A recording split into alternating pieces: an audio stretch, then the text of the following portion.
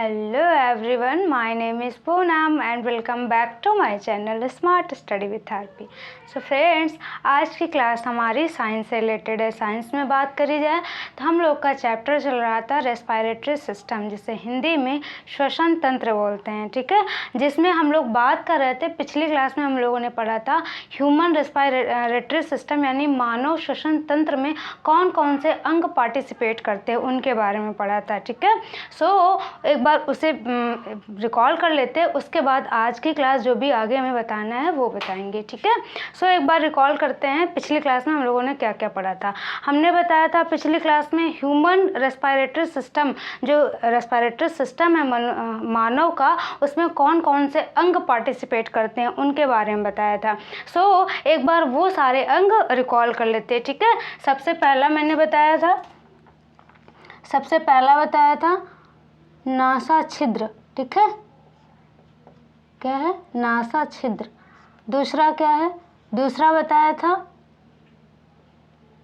NASA कपाट। क्या है? नासा कपाट। और तीसरा नासा ग्रसनी। क्या है? नासा ग्रसनी। और चौथा बताया था मैंने नासा ग्रसनी के बाद कंठ, या फिर इसको बोलते हैं स्वर तंत्र, ठीक है। और चौथे के बाद पांचवा मैंने बताया था वायु नली। इसके बाद वायु नली के बाद आगे फिगर के थ्रू बता रहे हैं। देखिए, सबसे पहले मैंने क्या बताया? नासा छिद्र। नासा छिद्र को इंग्लिश बोलते हैं नॉस्ट्रिल, ठीक है। दूसरा है नासा कपाट, जिसे नेजल चैम्बर बोलते हैं। तीसरा है नासाग्रसनी, जिसे क्या बोलते हैं? नेसोफेरिंक्स बोलते हैं, ठीक है। और उसके बाद जो चौथा है कंठ या स्वर तंत्र जिसे कह रहे हैं, इसे इंग्लिश में क्या बोलते हैं? लैरिंक्स बोलते हैं, ठीक है। और पांचवे की बात करें जाए, पांचवा यानी वायु नली जिसे कहते हैं, तो इसे इंग्लिश में क्या बोलेंगे? विंड पाइप बोलते हैं। अब एक बार देखिए, जो ये नाक का जो यहाँ पे दो छिद्र दिख रहे हैं, यही है नॉस्ट्रिल, नासा छिद्र कहलाते हैं। ये वाली जो लाइन है इसे क्या बोलते हैं? नासा कपाट बोलते हैं, इंग्लिश में नेजल चैम्बर। उसके बाद देखिए, जब हम मुंह खोलते हैं ना तो एक वी के आकार की संरचना दिखाई देती है, जिसे क्या बोलते हैं? यवुला बोलते हैं, ठीक है। यवुला जहाँ पर दिखाई देता है ना, वहीं से स्टार्ट हो जाता है क्या? नासाग्रसनी, ठीक है। मुंह खोलेंगे तो जीभ का सबसे अंतिम पार्ट जहाँ पर है, उसके बाद से स्टार्ट होता है नासाग्रसनी, ठीक है। अब नासाग्रसनी के बाद क्या है? कंठ या स्वर तंत्र, जिसे बोलते हैं लैरिंक्स इंग्लिश में। ये वाला पार्ट क्या कहलाता है? लैरिंक्स। ये कौन सा है? नासाद्वार। ये कौन सा है? नासा कपाट। उसके बाद अंदर अगर देखेंगे, जो हमें दिखाई नहीं देता लेकिन हम मुंह खोल के अंदर अगर हम बात करें तो समझा सकते हैं उस चीज़ को, वो है नासाग्रसनी। और ये क्या है? ये है हमारा स्वर तंत्र, या इसे बोलते हैं लैरिंक्स, ठीक है। अब लैरिंक्स के बाद के आगे बात करें तो लैरिंक्स के बाद यहाँ पर एक पाइप होती है, 17 सेंटीमीटर एक लंबी पाइप होती है, जिसे क्या बोलते हैं? विंड पाइप या वायु नली बोलते हैं। और ये विंड पाइप आगे जाके दो भागों में डिवाइड हो जाती है, जिसे क्या बोलते हैं? ब्रोंकाई बोलते हैं। ब्रोंकाई के दो भागों में डिवाइड हुई। ब्रोंकाई के हर एक जो पार्ट हैं उसमें ना एक ब्रांच लाइक स्ट्रक्चर पाया जाता है, ब्रांचें पाई जाती हैं कई सारी, है ना। उन्हें क्या बोलते हैं? ब्रोंक्यूल्स बोलते हैं। और इन्हीं ब्रांचों के मुंह पर गुच्छेनुमा संरचना पाई जाती है, जिसे क्या बोलते हैं? एल्वियोली बोलते हैं, वायु कोष्ठ बोलते हैं। इसको स्ट्रक्चर के माध्यम से समझते हैं, ठीक है। देखिए, सबसे पहले ये तो समझ में आ गया, ये नासा द्वारा, ये क्या है? नासा कपाट है। फिर उसके बाद अंदर बात करें नासाग्रसनी, ये हमारा स्वर तंत्र हो गया, लैरिंक्स हो गया। और उसके बाद यहाँ पे हमने बताया क्या पाया जाता है? विंड पाइप पाई जाती है। अब देखिए, विंड पाइप से स्ट्रक्चर बना रहे हैं, ठीक है। देखिए, विंड पाइप मैंने क्या बताया? विंड पाइप आगे जाके दो भागों में डिवाइड हो जाती है। कितने? दो भागों में डिवाइड हो जाती है। तो ये लो, इसके मैंने दो भाग बना दिए। ये क्या है? Wind pipe. विंड पाइप मतलब वायु नली। विंड मतलब हवा, है ना, हवा को वायु बोलते हैं। सो विंड मतलब हवा, और उसके बाद पाइप का मतलब समझ रहे हैं? नली। सो इसीलिए इसको बोला जाता है विंड पाइप, ठीक है, हवा वाली नली। ये विंड पाइप आगे जाके दो भागों में ऐसे डिवाइड हो जाती है। और दो भागों में डिवाइड जो हो जाती है, इसे क्या बोलते हैं? ये जो पार्ट है इनको बोलते हैं ब्रोंकाई बोलते हैं, ठीक है। ये दोनों क्या कहलाते हैं? ब्रोंकाई कहलाते हैं। अब देखिए, जो ये ब्रोंकाई हैं, इन्हीं में दूसरा पेन यूज़ कर लूँ। देखिए, ये ऐसे ब्रांच लाइक स्ट्रक्चर पाया जाता है, शाखानुमा संरचना पाई जाती है, जिसे क्या कहते हैं, इसे बोलते हैं ब्रोंकियोलस। ठीक है, क्या बोलते हैं, ब्रोंकियोलस।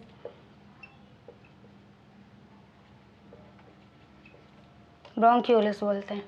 ठीक है, अब देखिए ये जो ब्रांच नुमा संरचना है ना, इन्हीं के मुंह पर क्या पाया जाता है, एक गुच्छे नुमा संरचना पाई जाती है। इनकी संख्या मिलियंस में होती है, 300 मिलियन समथिंग।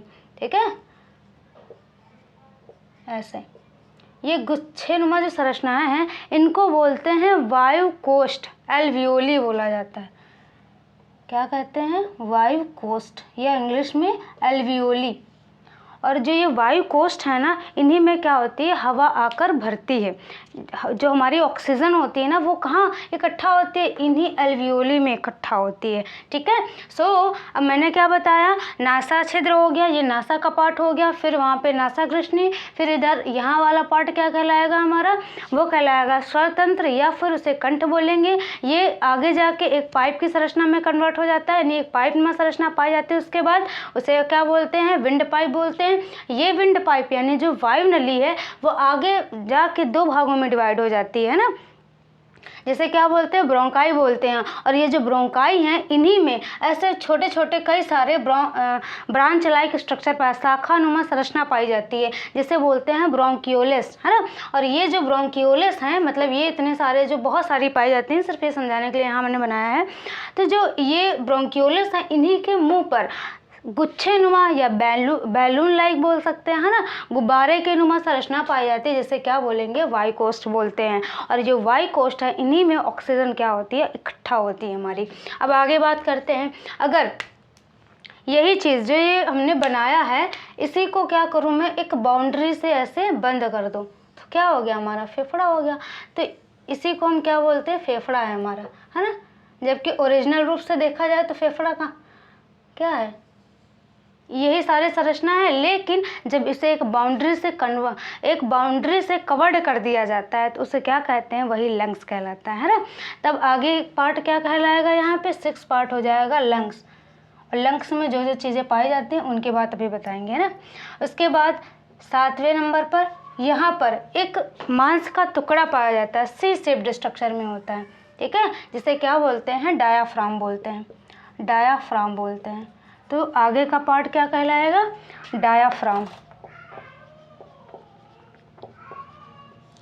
ये इतने सारे अंग जो हैं हमारे रेस्पिरेटरी सिस्टम में यानी श्वसन तंत्र में पार्टिसिपेट करते हैं, भाग लेते हैं। और इन्हीं सारे अंगों, ये जो इतने सारे अंग हैं, यही आपस में मिलकर एक सिस्टम का निर्माण करते हैं, जिसे क्या कहते हैं, श्वसन तंत्र या रेस्पिरेटरी सिस्टम बोलते हैं। ठीक है, तो ये चीज़ आपको समझ में आई और ये स्ट्रक्चर समझ में आया। अब एक बार हम पूरा एक लाइन से जो जो चीज़ें हमने पिछली क्लास में बताया था उसको रिकॉल कर रहे हैं। ठीक है, तो एक बार पूरा फिर से बताते हैं। देखिए, नासा छिद्र आपको समझ में आ गया, नासा का पार्ट भी समझ में आ गया, और नासा ग्रसनी अंदर वाला पार्ट। अब यहाँ पे जो नासा ग्रसनी वाला पार्ट है ना, इसको आप एक बार समझ ले। देखिए, जो नासा ग्रसनी है ना, ये वही ग्रसनी है जो पाचन तंत्र में थी। हमारे जो डाइजेस्टिव सिस्टम था उसमें जो एक पार्ट था ना, ग्रसनी जिसे बोलते थे, ये वही वाली ग्रसनी है। यही एक ऐसा पार्ट है जिससे हवा भी होकर जाती है और इसी से भोजन भी होकर जाता है। तो क्वेश्चन पूछा जाता है,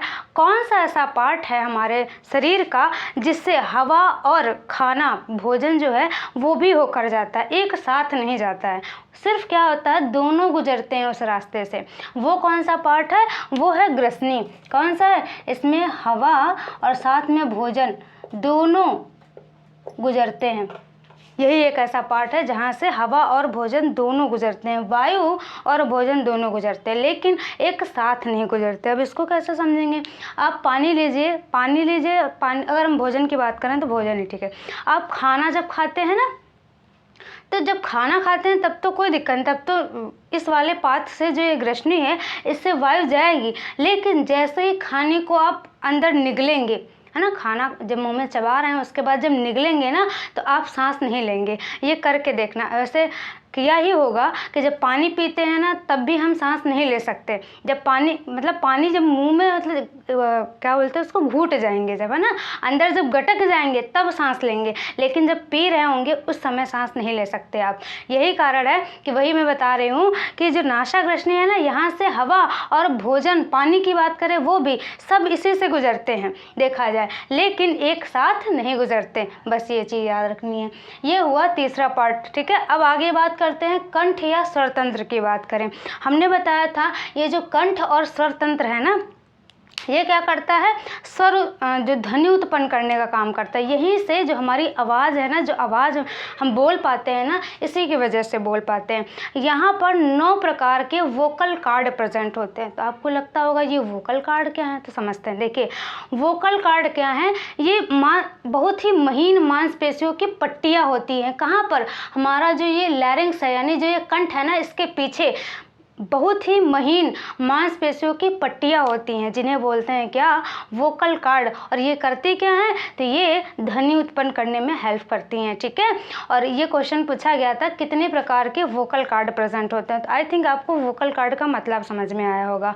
ये करती क्या है, ध्वनि उत्पन्न करती हैं। अब जो वोकल कार्ड प्रेजेंट हैं 9 प्रकार की, इसमें 3 जो होती है वो पेयर में होती है, जोड़े में होती हैं। तो जोड़े में हुई 3 तो कितनी हो गई, 6 हो गई। और 3 जो होती है वो सिंगल होती हैं, तो 6 3 9 टोटल हो गई 9। सो ये है कंठ और स्वरतंत्र से रिलेटेड बात। अब आगे बात करते हैं वायुनली की, ठीक है। वायुनली की बात करी जाए तो इसमें जो इम्पोर्टेंट चीज़ क्या याद रखना है, वो ये याद रखना है, जो ये वायुनली है ना, इसमें यहाँ पर सी शेप्ड स्ट्रक्चर पाया जाता है। ऐसे सी शेप्ड बोल लीजिए या बोल लीजिए आप छल्ले नुमा संरचना पाई जाती है। कहाँ पर, ये विंड पाइप में। अब ये क्यों पाई जाती है, कोई ना कोई तो काम होगा। जी हाँ, इसका काम क्या है, जो विंड पाइप है ना, ये आपस में चिपकने ना पाए, इसलिए यहाँ पर सी शेप्ड स्ट्रक्चर पाया जाता है, छल्ले नुमा संरचना पाई जाती है, जिसे कहते क्या है, इसे बोलते हैं हाइलिन शीथ। क्या बोलते हैं, सॉरी, हाइलिन कार्टिलेज बोला जाता है। क्या बोलते हैं इसे, हाइलिन कार्टिलेज बोला जाता है। इसका नाम है हाइलिन कार्टिलेज। और इनका काम क्या है, ये विंड पाइप को आपस में चिपकने से रोकते हैं। तो आई थिंक आपको वायुनली समझ में आया होगा। अब हम लंग्स की बात करते हैं। लंग्स में हमें ये बाउंड्री थोड़ा ना पढ़नी है ना, लंग्स में जितनी सारी अंदर की चीज़ें हैं उनके बारे में पढ़ना है। सो मैंने बताया जो ये विंड पाइप है वो आगे जाके 2 भागों में डिवाइड हो जाती है, जिसे क्या बोलते हैं, बताया इसे ब्रोंकाई बोलते हैं ना। ब्रोंकाई में ऐसे ब्रांच लाइक स्ट्रक्चर पाया जाता है, बहुत सारे स्ट्रक्चर प्रेजेंट होते हैं, जिसे क्या बोलते हैं, ब्रोंक्यूलस बोलते हैं। उसके बाद जो ये ब्रोंक्यूलस हैं, इनको हिंदी इंग्लिश में वही नाम है, आई थिंक श्योर भी नहीं है चीज़, है ना। तो मेरे हिसाब से यही नाम बोला भी जाता है, श्योर नहीं है कि हिंदी में क्या बोलते हैं, लेकिन इंग्लिश में इसे ब्रोंक्यूलस एंड ब्रोंकाई बोलते हैं, ठीक है। आगे बात करी जाए, जो ये ब्रोंक्यूलस हैं, इन्हीं के मुंह पर ऐसे गुच्छे नुमा संरचना पाई जाती है, जिसे क्या बोलते हैं, उसे बोला जाता है वाइकोस्ट या एल्वियोली बोला जाता है, ठीक है। जो ये एल्वियोली है, इनकी संख्या अगर देखी जाए तो 300 मिलियन समथिंग होती है हमारे लंग्स में, है ना, हमारे बॉडी में या लंग्स में बोल सकते हैं। कितनी होती है, वो है 300 मिलियन से भी ज़्यादा है, 300 मिलियन, ठीक है, समथिंग। अब देखिए इनका काम क्या होता है, इनका काम होता है ये ऑक्सीजन को इकट्ठा करती है ना। तो देखिए पूरे फेफड़े में अगर देखा जाए तो सबसे इम्पॉर्टेंट जो है वो एल्वियोली है ना, यही तो ऑक्सीजन को इकट्ठा करने का काम कर रहा है, वरना आप भरते जाइए कोई मतलब नहीं, कहीं तो इकट्ठा होना चाहिए। सो जो ऑक्सीजन हमारे लंग्स में आती है वो कहाँ इकट्ठा होती है, तो वो इन एल्वियोली में इकट्ठा होती है ना। और यही एल्वियोली, मैंने रोग बताया था कि निमोनिया जो हो जाता है बच्चों और बूढ़े में होता है, सो इन्हीं एल्वियोली जो है ना, इन्हीं में पानी भर जाता है, जिसकी वजह से क्या होता है, जो ऑक्सीजन है वो स्टोर नहीं हो पाती, जिसकी वजह से जिस इंसान को निमोनिया होता है उसकी मृत्यु हो जाती है। दूसरा मैंने एग्जांपल के तौर पे बताया था कि जो टीबी जिसको हो जाती है ना, टीबी जिसको हो जाती है तो उसका बैक्टीरिया होता है माइकोबैक्टीरियम ट्यूबरकुलोसिस, है ना। वो बैक्टीरिया क्या करता है, इन एल्वियोली को, जो ये वाइकोस्ट होते हैं, इनको छेद कर करके मतलब इसी को खा डालता है। सो जब वो इंसान खांसता है या फिर उल्टी करता है तो खून की उल्टी होती है, उसको मतलब ब्लड आता है मुंह से। सो ये हुआ टीबी से रिलेटेड। अब क्वेश्चन पूछा जाता है टीबी जो है एक रोग है वो किसको प्रभावित करता है, तो हमारे लंग्स को प्रभावित करता है। लंग्स में किसको, एल्वियोली, जैसे वायुकोष्ठ बोलते हैं। कोरोना में क्या हुआ था, कोरोना में ये चीज़ हुआ था, जो ये एल्वियोली है ना, इसी में जो कोरोना वायरस हैं ये सब भर गए थे, जिसकी वजह से होता क्या था, ऑक्सीजन नहीं स्टोर हो पाती थी, इंसान की मृत्यु हो जाती थी, है ना। ये सारी चीज़ें बताया था मैंने।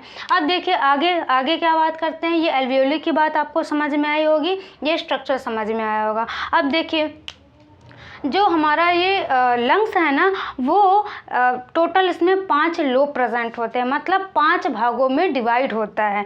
जो हमारा राइट हैंड साइड वाला लंग्स है, 2 लंग्स प्रेजेंट होते हैं। जो राइट हैंड साइड वाला लंग्स है वो 3 पार्ट उसमें डिवाइड होता है। कितने, 3 पार्ट्स में डिवाइड होता है। सो अगर हम ऐसे खड़े होंगे तो राइट हैंड साइड वाला ये होगा, तो देखिए यहाँ पर कितने 3 पार्ट्स में डिवाइड होगा, तो एक ये हो गया, दूसरा ये हो गया, तीसरा ये हो गया, राइट हैंड साइड वाला हुआ है ना। और जो लेफ्ट हैंड साइड वाला लंग्स है वो सिर्फ 2 पार्ट में डिवाइड होता है, 1 2।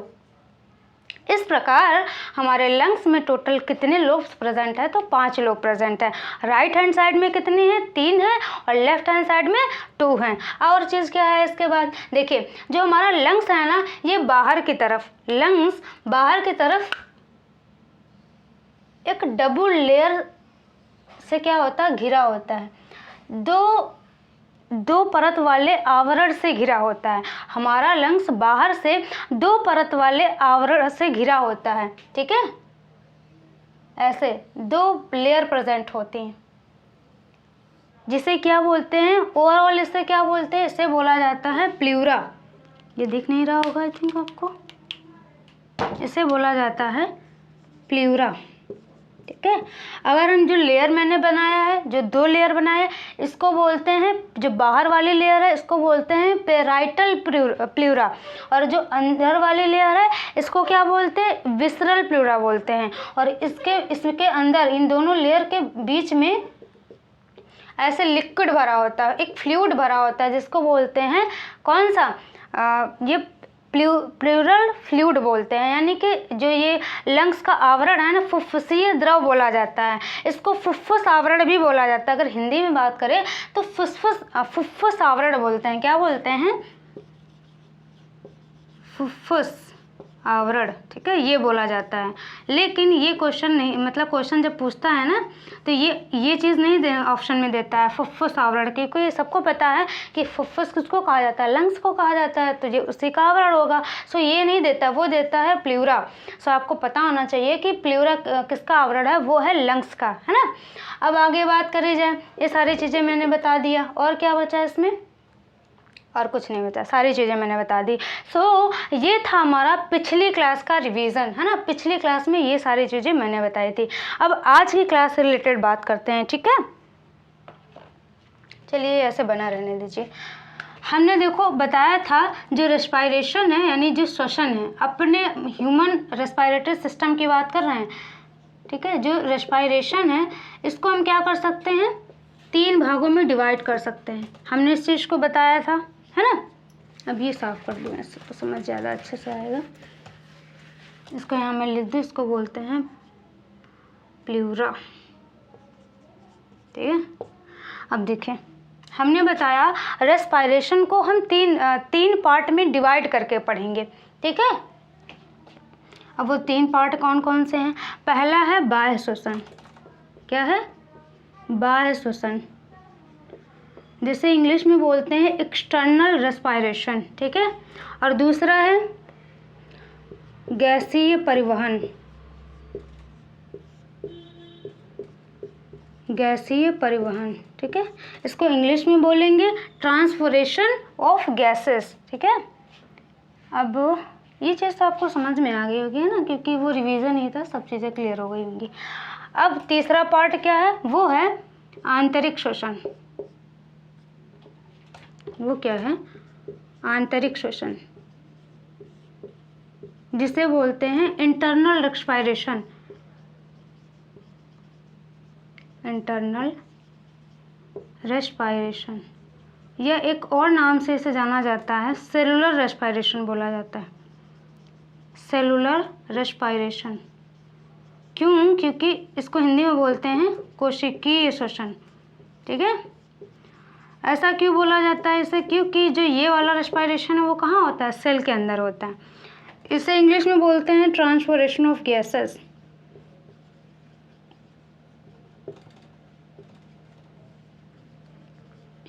गैसों का परिवहन, ठीक है।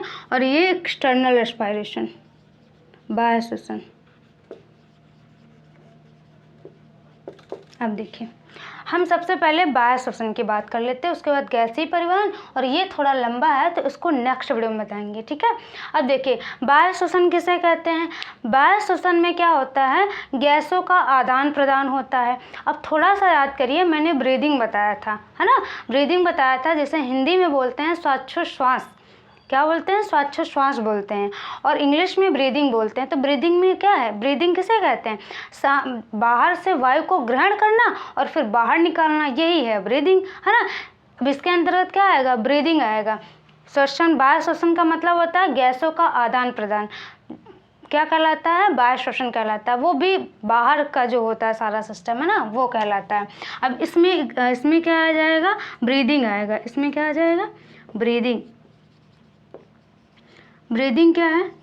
जिसे हिंदी में बोलते हैं श्वासोच्छ्वास। ब्रीदिंग 2 टाइप का है, एक है इनहेलेशन, एक होता है एक्सहेलेशन, ठीक है। ये इनहेलेशन का मतलब होता है अंतः श्वसन, अभी बताएंगे इसका मतलब क्या है, और इसका मतलब होता है बाह्य श्वसन। और बाह्य नहीं बोलेंगे, इसको निःश्वसन बोलते हैं हिंदी में। अब देखिए, ब्रीदिंग का मतलब क्या है? सांस को लिया मैंने तो ये क्या कहलाया? अंतः श्वसन, इनहेलेशन। छोड़ा तो ये क्या कहलाया? एक्सहेलेशन, निःश्वसन कहलाया। तो यही है, सांस को लेना और छोड़ना। सांस मतलब वायु को लेना एटमॉस्फेयर से, और छोड़ना क्या कहलाता है? ब्रीदिंग कहलाता है। तो जो ब्रीदिंग वाला प्रोसेस है कहाँ तक सीमित है? सिर्फ लंग्स तक सीमित है। यानी जो ब्रीदिंग है ये कहाँ पर होती है? लंग्स में होती है। सो बाह्य श्वसन बाह्य श्वसन के अंतर्गत क्या आया? ब्रीदिंग आया, है ना। बाह्य श्वसन क्या है? गैसों का आदान प्रदान है। लंग्स तक होने वाले प्रोसेस को क्या बोलते हैं? बाह्य श्वसन बोलते हैं, जिसके अंतर्गत क्या आता है? ब्रीदिंग आता है। तो आई थिंक आपको बाह्य श्वसन समझ में आया होगा, और ब्रीदिंग इसका एग्जाम्पल है। एग्जाम्पल कहने का मतलब नहीं, ब्रीदिंग होता है ना। सो ब्रीदिंग क्या है ये भी आपको समझ में आया होगा। अब हम आगे बात करते हैं। देखिए, हमने वायु को ग्रहण किया, हमारे लंग्स में गई, है ना, और यहाँ पे मैंने बताया था कि जब लंग्स में जाती है तो नाइट्रोजन एज इट इज़ जितनी हमें मिलती है उतनी बाहर हो जाती है। कार्बन डाइऑक्साइड जो होती है वो मतलब ज़्यादा जाती है, और जो ऑक्सीजन हमारी बॉडी में आती है वायु से बाहर एटमॉस्फेयर से, वो 4% यूज़ कर ली जाती है ना। टोटल कितनी है? 21% है। 4% यूज़ कर ली जाती है तो 17% बाहर जाती है ना। तो ये सारी चीज़ें बाहर निकल जाती है। जो ऑक्सीजन होती है वो कहाँ पर स्टोर होती है? वो स्टोर होती है यहाँ एल्वियोली में। अब एक चीज़ बताइए, यहाँ मैंने बताया बाह्य श्वसन में कि मैंने वायु को ग्रहण किया, हमारे लंग्स में गई, और लंग्स में सारा जो गैस का मतलब कि एक्सचेंज हुआ, जिसके थ्रू क्या हुआ? जो ऑक्सीजन है वो कहाँ गई? हमारे एल्वियोली में पहुँच गई, है ना। एल्वियोली में इकट्ठा है। अब जो ऑक्सीजन है वो एल्वियोली में इकट्ठा है, यानी वायु कोष्ठ में इकट्ठा है। अब वहाँ से उसको जाना कहाँ है? उसको जाना है सेल तक, कोशिका तक जाना है। तो कोई ना कोई तो बीच में होना चाहिए, है ना। कोई ना कोई तो बीच में होगा, वरना एल्वियोली की इतनी हिम्मत नहीं है कि ये खुद जाए ऑक्सीजन को दे के आए हमारी बॉडी की जितनी सारी सेल है वहाँ पर। तो यहाँ पर सेम उस टाइप का प्रोसेस होता है जैसे हमारे घर में छत पर पानी की टंकी रखी होती है। मोटर के थ्रू हम क्या करते हैं? पानी को भरते हैं उस टंकी में। अब क्या उस टंकी से डायरेक्ट पानी लेने जाते हैं? नहीं ना। उसके लिए हम क्या करते हैं? पाइप लगाते हैं और नीचे टोटी लगाते हैं, जहाँ से खोल देते हैं तो पानी आ जाता है। सेम वैसे ही हमारी बॉडी में जो लंग्स है वो क्या करता है? सिर्फ ऑक्सीजन को भरने का काम करता है। ऑक्सीजन इकट्ठा करने की एक टंकी है ना। यहाँ से डायरेक्ट ऑक्सीजन को नहीं लिया जाता है, कोई ना कोई पाइप लगी है, और यहाँ पर जो पाइप का काम करती हैं वो कौन होती है? वो होती है नसें। ठीक है, हमारी बॉडी में नसें प्रेजेंट है। सो नसें किस चीज़ का काम करती हैं? पाइप का काम करती हैं। अब देखिए, अब उस पाइप के थ्रू क्या होगा? जो ऑक्सीजन होगी सेल तक जाएगी। तो एक स्थान से दूसरे स्थान जा रही है ना ऑक्सीजन। सो ये क्या कहलाएगा? परिवहन कहलाएगा, है ना। और फिर उसके बाद कार्बन डाइऑक्साइड को लेकर आएगी, तो वही चीज़ हो गया, परिवहन के अंतर्गत आएगा। तो पहला वाला आपको समझ में आया, वायु श्वसन। अब दूसरा क्या है, गैसीय परिवहन। इसीलिए मैंने दूसरा पार्ट बनाया गैसीय परिवहन, है ना।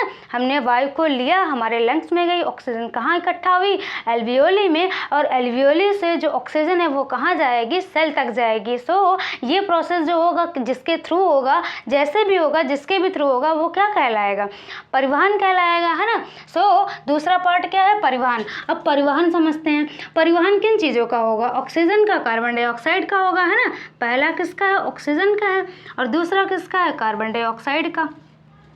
अब देखिए, जो ऑक्सीजन का परिवहन, इन दोनों का परिवहन कौन करता है, इन दोनों का परिवहन करता है हमारा ब्लड।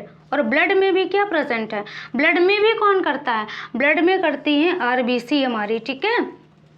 कौन करती है, आरबीसी। ये चीज़ मिटा दें, आपको समझ में आई होंगी। देखिए, ब्लड में कौन करता है, आरबीसी करती हैं।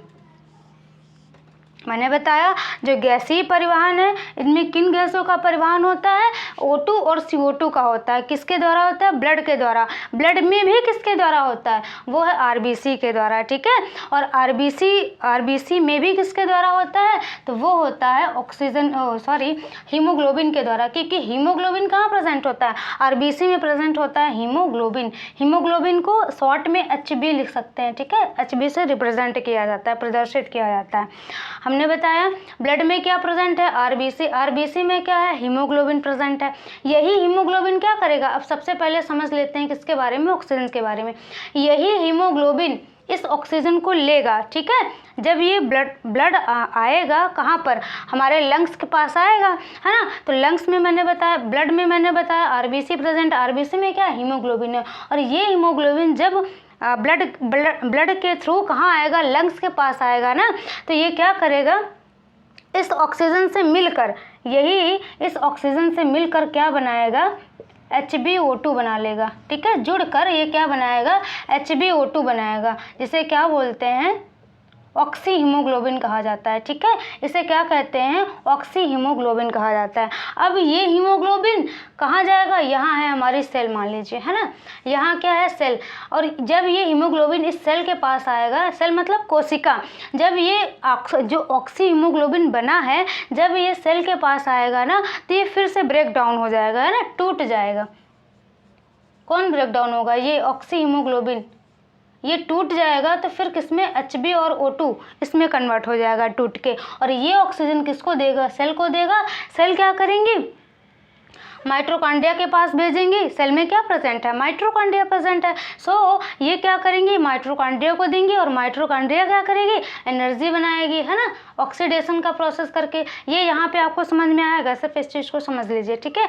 हमने बताया दोनों का जो परिवहन है ये कौन करता है, ऑक्सीजन और CO2 जो गैसेस हैं, इनका परिवहन कौन करती हैं, आरबीसी ही करती हैं, है ना। और भी करती हैं, उनको भी बताएंगे, लेकिन ऑक्सीजन की पर्टिकुलर अगर ऑक्सीजन की बात करी जाए तो आरबीसी करती हैं, ठीक है।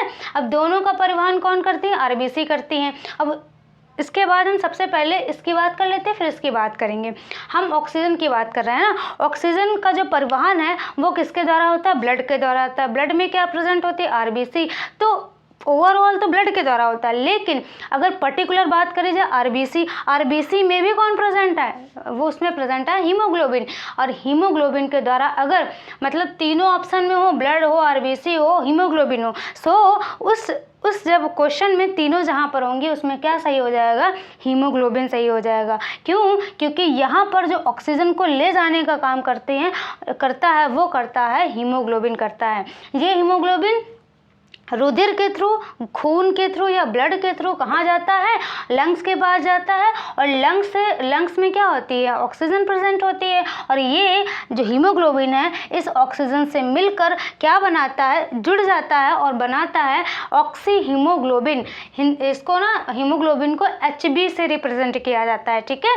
जो B है वो स्मॉल होता है और जो H है वो कैपिटल लेटर में होता है, ठीक है। तो ये है HB को रिप्रेजेंट किया जाता है इससे। और ये O2 से मिलकर बनाता क्या है, ये बनाता है O2 से मिलकर बनाता है HbO2, ठीक है, यानी ऑक्सी हीमोग्लोबिन बनाता है। और ये ऑक्सी हीमोग्लोबिन जब सेल के पास जाता है तो फिर से ब्रेक डाउन हो जाता है, टूट जाता है। टूटने के बाद फिर से ये Hb और O2 में कन्वर्ट हो जाता है। और यही ऑक्सीजन जो अलग होती है वो कहाँ जाती है, सेल में जाती है। और सेल क्या करता है, माइटोकॉन्ड्रिया को देकर, माइटोकॉन्ड्रिया में ऑक्सीडेशन वाला प्रोसेस होता है, मतलब कंप्लीट ग्लूकोज का ऑक्सीडेशन होता है, जिससे क्या होती है, एनर्जी मिलती है। और यही एनर्जी हम क्या करते हैं, अपने डेली एक्टिविटी, जो भी हमारे शरीर में एक्टिविटी हो रही होती है उनमें इनका यूज़ किया जाता है।